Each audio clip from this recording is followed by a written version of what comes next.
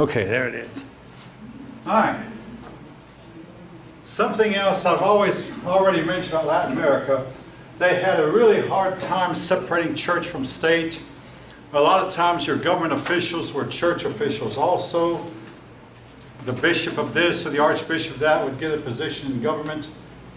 And they have had a difficult time keeping church from state. And the rich were extremely rich and the poor extremely poor. Now,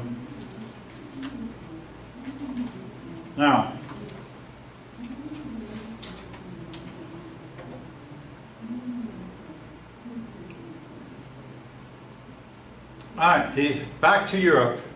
The Ottoman Empire. The Ottoman Empire took up what we today would call Turkey. And Turkey still makes a lot of news. In the capital of Turkey, in Istanbul, they held an election.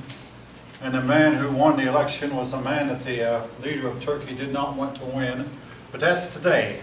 But at this time, it was the Ottoman Empire.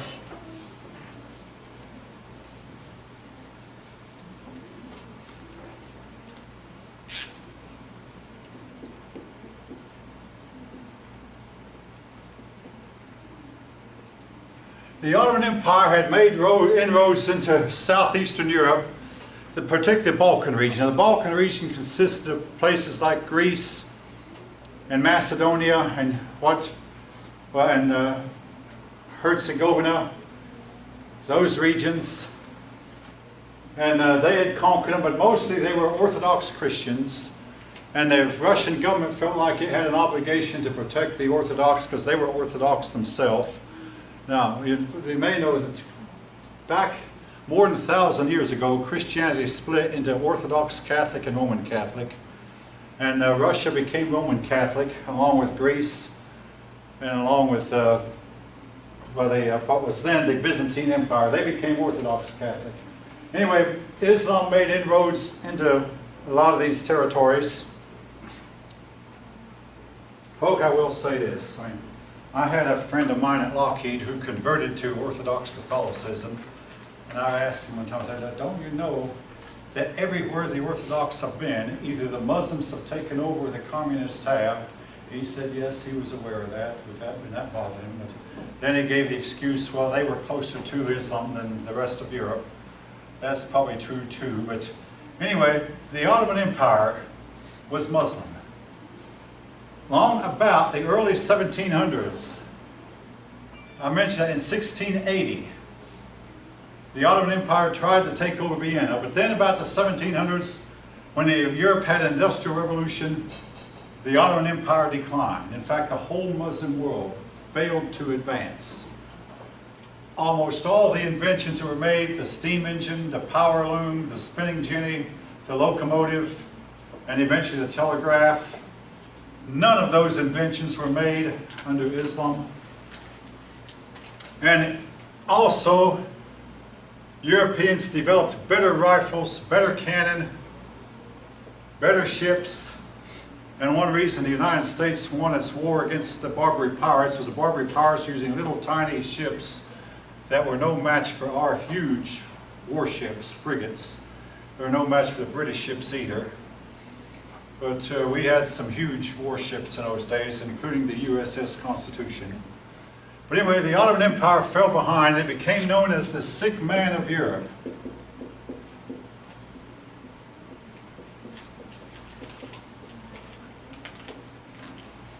And some of them among them realized that, hey, the problem we have is we don't allow freedom to express your opinion. We don't allow freedom of dissent.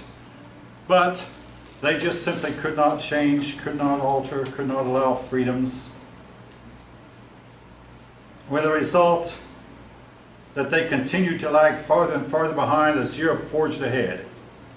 Well, with the help of France, this is kind of sad because in 1830 the French sent an army into Algeria and they conquered Algeria.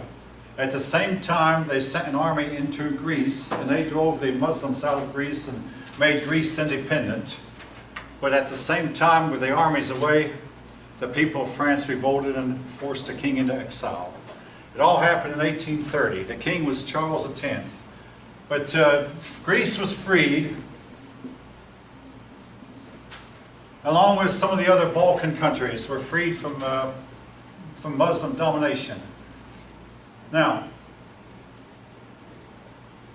the Muslims have a law that once a country is conquered by them, it's always theirs.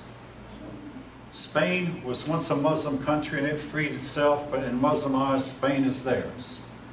Greece was once a Muslim country, so in Muslim eyes, Greece is still theirs. And of course, this creates a problem because Israel was once theirs, and Israel will always be considered theirs. Anyway, Greece became independent.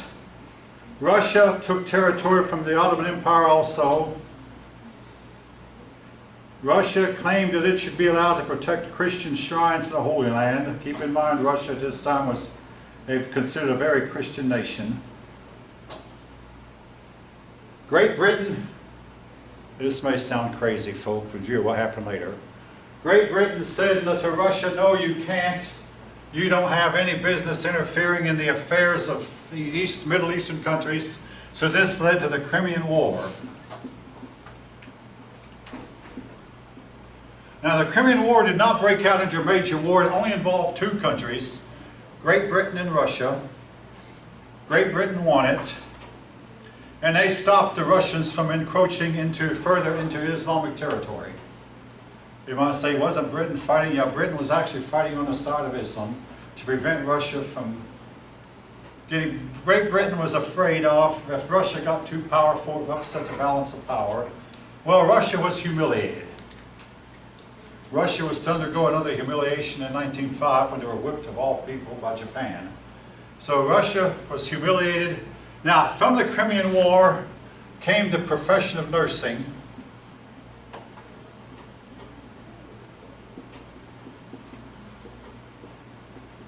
Two women, Florence Nightingale and Clara Barton,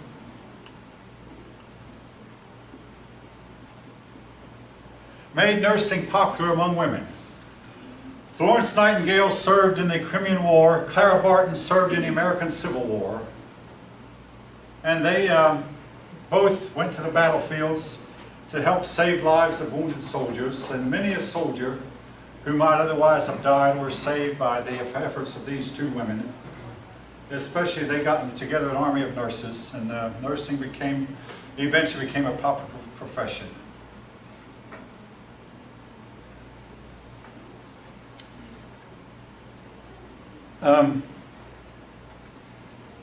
But the war was badly planned for Britain, but Britain won it in spite. Austria refused to get involved.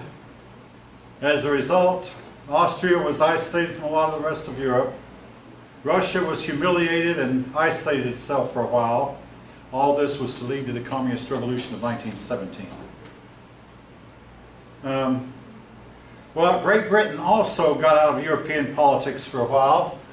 So with Great Britain being absent and Russia being absent, this paved the way for the union of Germany and Italy. Now I'm going to make a long story short, because I have to.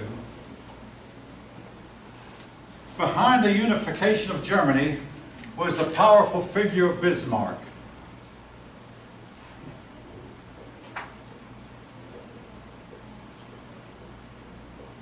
Prince Otto von Bismarck did a lot to convince the German states to give up their autonomy and unite. Now, two states that didn't were Luxembourg and Liechtenstein. Do any of you know any of you ever heard of any of those countries? You have? Luxembourg is still Luxembourg had a chance to join with Germany, but didn't. Liechtenstein is a really little tiny country there next to Switzerland. Luxembourg, the richest city or country? Is that Per person? Yeah. I really don't know. But they didn't join. But both of these countries, along with Monaco and a few are holdovers from the time of when there were little bitty states, principalities, that never joined with a major nation next to them. Anyway, Bismarck united most of the German states, and in Italy, Two men, Cavour and Garibaldi, united Italy.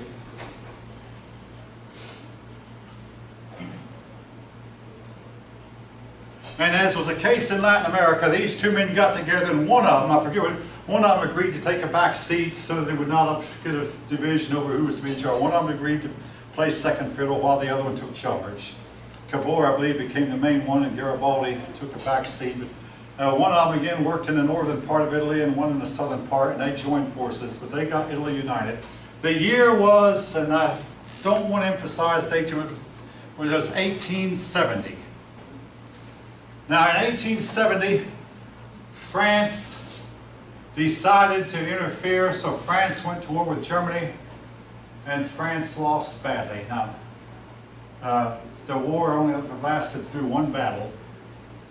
The Franco-Prussian War, it's called, a war between France and Prussia, and it led to a humiliating defeat for France. The French said, we're ready for war down to the last gator button, and when France lost, Napoleon also lost, and France finally was able to form a democracy as a result of a humiliating defeat. Clara Barton herself got involved in the Franco-Prussian War because she was told by her doctor, you're working too hard, go to Switzerland and rest. She went to Switzerland, and there when France and Prussia got to fighting each other, she joined in as a nurse. She did not take sides, but she actually was more for the French than she was the Germans. But anyway, she was involved. So Italy and Germany were united, and this, a lot of persons felt like, would upset the balance of power, and ultimately these unities led to World War I and World War II.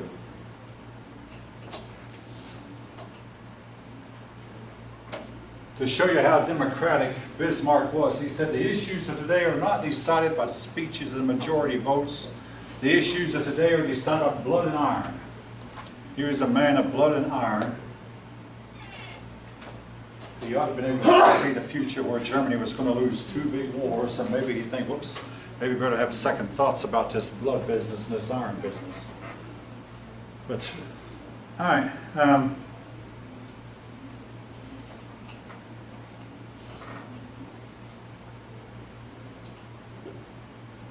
One reason France got involved too, and this has been the cause of a lot of wars, Napoleon was losing his hold. Napoleon was losing his hold over the French, and he believed, well, if I could just do like my uncle did, get involved in the war and win it, the people will respect me more. He got involved in the war and lost it. So, I mean, hey, Tsar Nicholas thought the same thing. If Tsar Nicholas could have seen him and his family stand in front of a firing squad and all their bodies be thrown into a mud puddle and stay there for 70 years, Tsar Nicholas might have had serious second thoughts about getting involved in the war. If Kaiser Wilhelm could have seen himself hoeing a garden as a pauper, he might have had second thoughts about going into World War I. But oftentimes these people think, you know, if I win, it'll greatly enhance me, enhance my prestige. Yeah, but what if you lose?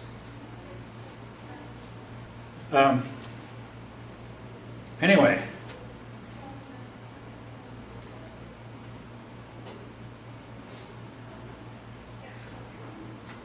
Now,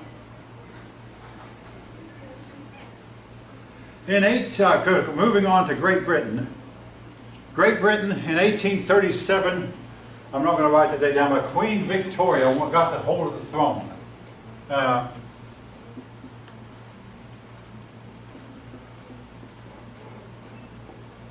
She was to reign for 64 years, 1837 to 1901. Her reign is known as the Victorian era. Now, she had no authority. Keep in mind, the Reform Act of 1832. But one day she visited the castle and saw the castle full of cobwebs and dank and dark, and she said, I'd like to see this castle restored. So a lot of people around her got to collecting money, private donations, no government tax money, and they restored the castle and built it up. Again, she was also the Empress of India because Great Britain had India at that time. So she was Empress of India. Now, her name has come to be associated with the Victorian era, which is known for its high standard of morality, particularly sexual morals. During the Victorian era, the women covered themselves up. Some of them even wore gloves. I mean, they didn't do like Muslim women and cover their faces, but they would dress in skirts that touched the ground or touched the floor. And their skirts were loose-fitting. And oftentimes there was nothing that would show that they were women as far as the dress covered up everything. That you could not see the shape of the body. Women did not have legs. Women did not have, they had limbs, but not legs. And sex was a hush, hush, don't mention that. Now I can tell you a story of a cousin of mine. Now he's deceased now, but his mother grew up just after the Victorian era. And he used the word pregnant one time, and his mother slapped him square across the face and said, hush your mouth, we don't talk that way around here. Just like you, I can believe it. Now, this business of sex being a taboo topic, folk, when I was young, they said it would never come back to that, but that's becoming back. We're coming to that fast. If you're a man in the workplace, hush, hush, you better not mention that. You could be accused of harassment. And when I was at Lockheed, I knew more than one man, and one of them had his lab right across the hall from mine, got fired. For just, I mean, it was justifiable for harassment. And there was a story of a Lockheed supervisor who made an innuendo at a female employee, and she said, oh, you heard that? March with me to the department manager's office. Everybody put down her tools and walked to the department manager after all the crime had been committed. She said, he said thus and so. This supervisor was a white man. They say he turned purple, he turned beet red, he turned green, he turned every color a man can turn. He couldn't apologize enough. She let it go after that, but I mean, she could have gotten him into a whole lot more trouble if she had wanted to. Again, back to Victoria. I mean, these things go like a pendulum, folk. A pendulum first goes one way, then it goes the other. Then it goes one way, then it goes the other. Today, we are more Victorian than we were when I was a kid. I have to say, I think it's a good thing because I worked one time at Shoney's. And the way our boss man talked to those girls, to me, was just very shameful. I mean, I don't think you'd get away with that today. Today's women would quickly report him. I think so. Now, if you're a woman and some man you're employed with makes some kind of innuendo at you, you don't have to put up with it. But don't wait 30 years to tell. You won't be believed. All right, I think all of you know what I mean. But during the Queen Victorian era, sex was a forbidden topic. The Queen Victorian era has produced a whole body of literature that can be read to children. And again, it affected both sides of the Atlantic. It became the same way. I mean, you might say, wasn't Queen Victoria Queen of England? Yes, but in Americans did the same thing. Now, during this time, during the Victorian era, Ireland, which was not part of Great Britain, Ireland suffered from the potato famine. The only country in Europe in the 1800s that lost population was Ireland. And what they had done, someone had bought one potato to Ireland, and from that potato, practically everyone in Ireland was growing potatoes. And this one potato they didn't know was susceptible to a certain blight. If someone would have had enough sense to import a few more potatoes to Ireland, maybe the potato famine would not have been so bad. But also, if no farmer would have grown more than 10% potatoes, or no more than maybe 15% potatoes, instead they were all growing potatoes. And the result was, when the potato blight hit, the people of Ireland starved to death. Now, one family that came over, I mean, a lot of Irish left Ireland and came to the United States, and one family that came over was the Kennedy family. Their great-grandson, his great-grandson became president of the United States. His grandson Joseph Kennedy Sr. became extremely wealthy. His great-grandson, John Kennedy, became president. Now, the Irish in the United States were discriminated against and hated, largely because of their excessive drinking and because they were willing to work at a factory for lower wages than most Americans were willing to work for. American workers felt like, hey, they're taking our jobs. Um, well, okay, folk. Another reason, they almost always tended to be Catholic. And there was, now folk, I'm not in any way trying to promote this, but I have to mention it because it's a big part of American history. There was a strong anti-Catholic sentiment that runs throughout much of American history that last year it said when John Kennedy ran for president in 1960. Millions of people did not vote for him because of his Catholic faith. I mean, this is in the history books, folks, which you can read about. So it's nothing, hopefully nothing you haven't heard of before. But hopefully, I mean, I hope we put all that behind us now. But I don't want to sweep it under the rug. I mean, it did happen. It was there. And again, the Irish were hated because they came over here in such large numbers. They came over here in extreme poverty. And they were prone to drink and join the Catholic Church. All right.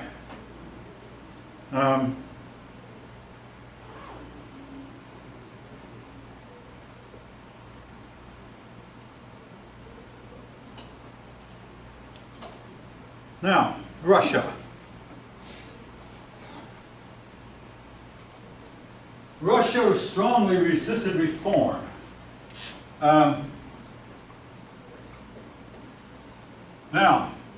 it is known that Tsar Alexander I, whom Napoleon fought against, wanted to get rid of the serfs because he saw that serfdom was old-fashioned, but the nobility wouldn't let him. So he didn't. But then, in 1860, by this time a new generation of nobles had risen up, and these nobles, a lot of them visited Europe, and they became ashamed of the fact that that Russia was the only country in Europe that still had serfdom. And I think the shame factor had to do with it. They became embarrassed about it.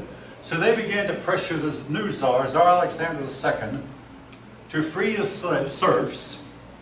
And in 1861, right while the United States was fighting its own civil war, Tsar Alexander II freed millions of serfs.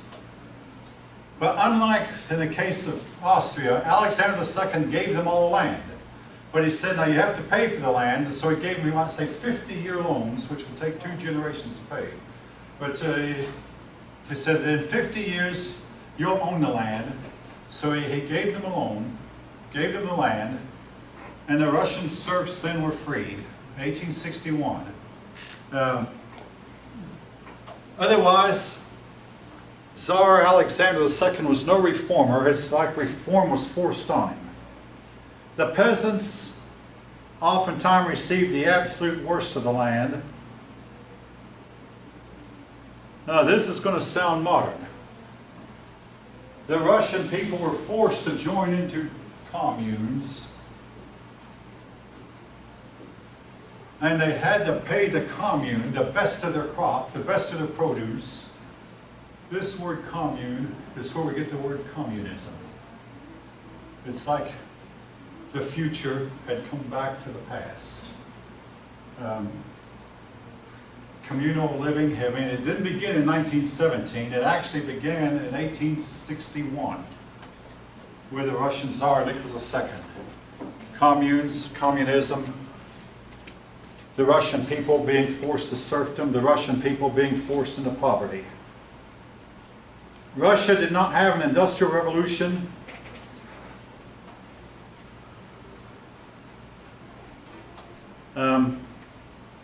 Russia was to lag behind the West, unlike Peter the Great, who tried to upgrade him to Western style of living. The Russian Tsars of this period, Alexander II, Alexander III, Nicholas II, did not try to upgrade him. Where this is to lead, folk, is in 1917, Russia went communist. That's a story for a later chapter. All right, now the United States. The one thing, remember what was going on in the United States at this period of time was the number one issue was slavery. The slavery issue was to lead to a big civil war. The Civil War was to pit 11 southern states against the rest of the Union. Now, several things contributed to the South's defeat. Number one, When the immigrants came over to this country in the 1830s and 1840s, they almost never went to the southern states because they knew they'd have to compete against slave labor, so they went to the northern states.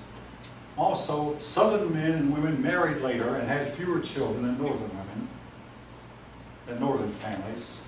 The result was the population of the north was quite a bit bigger than the population of the south. But when a war broke out, your southern people were more used to the outdoors. Also, the southern people were fighting at home.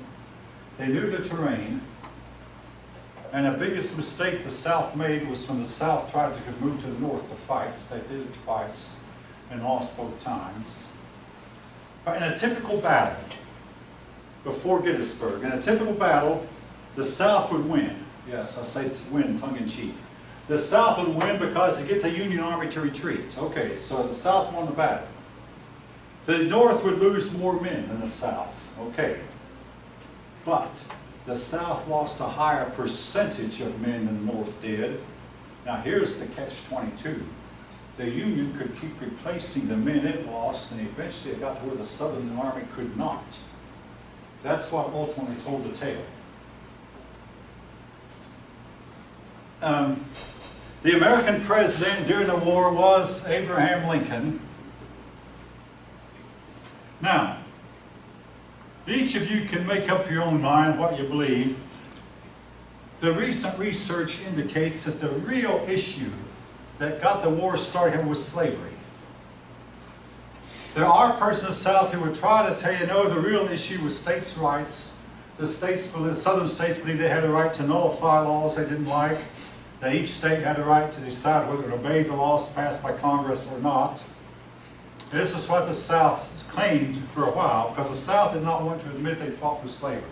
But then we got to looking at the original sources, the journals for the soldiers, the newspapers at the time, and on both sides the issue was slavery. With the Southern papers and Southern journals, they fought to keep it. The North fought to destroy it, end it. When the Civil War was over, slavery was outlawed. The South lost, owing to the fact they were outnumbered. South lost, slavery was outlawed, and the Confederate States were forced back into the Union. Now, I shudder to think for what would have happened if the South had won and had remained separate. It would have meant that we could not have fought Germany in both world wars without the South probably taking the German side and North taking the British side. We had to fight the enemy right here next to them. Basically, the Civil War would have been fought again and again, over and over again. A lot of persons believe that had the South won, the Southern States would have gone in and taken over Cuba, possibly taken over Jamaica and some of Latin America, Costa Rica, because the South had its eyes set on some of those Central American republics, as well as Cuba. But again, I'm glad to say that the United States faced Germany a couple of generations later as a united nation, and not as two separate countries that probably would have fought each other again. All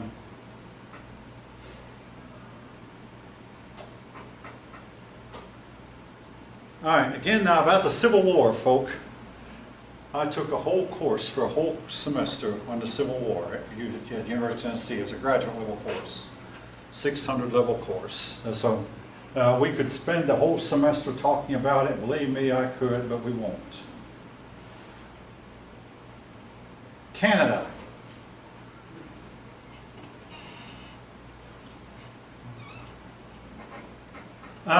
Canada would not take part in the United States rebelled against Great Britain. So Canada remained close to Great Britain. A lot of loyalists fled to Canada. Canada got a lot of its people from persons who did not want to break away. Then once the United States became free and set up an independence, some people in Canada tried to rebel. The British Army moved in and stopped the Canadian rebellion. And the United States said to Canada, you did not help us, we're not going to help you. So Canada got no help from the United States. Canada lost. So Canada remained part of Great Britain, but as time went on, the Canadians got more and more rights. Today, Canada has its own parliament, has its own prime minister. but still has ties to Great Britain.